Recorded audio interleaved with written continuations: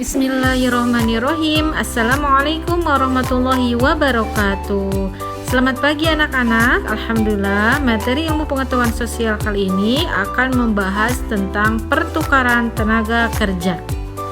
Adapun tujuan pembelajaran yang pertama, memahami dan menjelaskan pengertian pertukaran tenaga kerja dengan baik, dan yang kedua, mampu menyajikan manfaat pertukaran tenaga kerja bagi Indonesia dengan benar. Nah, tenaga kerja menjadi bagian penting dari faktor produksi. Oleh karenanya, tenaga kerja memiliki peranan penting dalam kegiatan ekonomi dan mempunyai peranan penting juga dalam perekonomian suatu negara. Yang dimaksud dengan tenaga kerja seperti yang tercantum dalam Undang-Undang Nomor 13 Tahun 2013, yaitu setiap orang yang mampu melakukan pekerjaan guna menghasilkan barang atau jasa, baik untuk memenuhi kebutuhan sendiri maupun untuk kebutuhan masyarakat. Pertukaran tenaga kerja adalah peristiwa terjadinya saling menukar antara pekerja suatu negara dengan pekerja negara lain. Faktor-faktor pertukaran tenaga kerja: yang pertama, pertumbuhan jumlah penduduk; yang kedua, perluasan kesempatan kerja; yang ketiga, meningkatkan devisa negara; dan yang keempat adalah mengurangi pengangguran di dalam negeri. Agar pekerja Indonesia tidak kalah bersaing, para pekerja harus pandai membekali diri dengan berbagai keterampilan dan mengikuti berbagai pelatihan.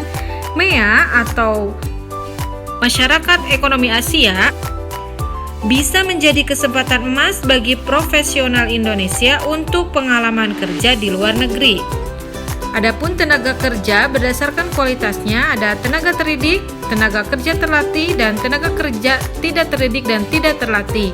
Yang dimaksud dengan tenaga terdidik adalah tenaga kerja yang memiliki suatu keahlian atau kemahiran dalam bidang tertentu dengan cara sekolah atau pendidikan formal dan non-formal.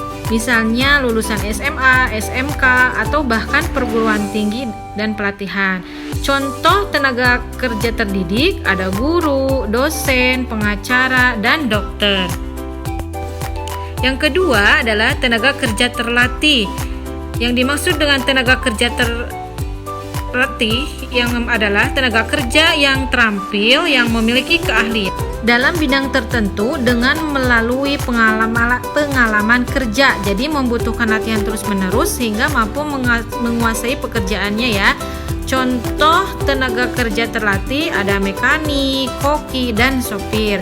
Selanjutnya yang ketiga adalah tenaga kerja tidak terdidik dan tidak terlatih, yaitu merupakan tenaga kerja yang hanya mengandalkan tenaga saja.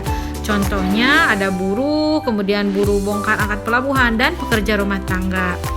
Nah, itu saja yang dapat Ibu sampaikan pada pembelajaran hari ini. Semoga kalian tetap semangat belajarnya meskipun masih belajar di rumah. Jaga kesehatan selalu. Terima kasih atas segala perhatiannya. Wassalamualaikum warahmatullahi wabarakatuh.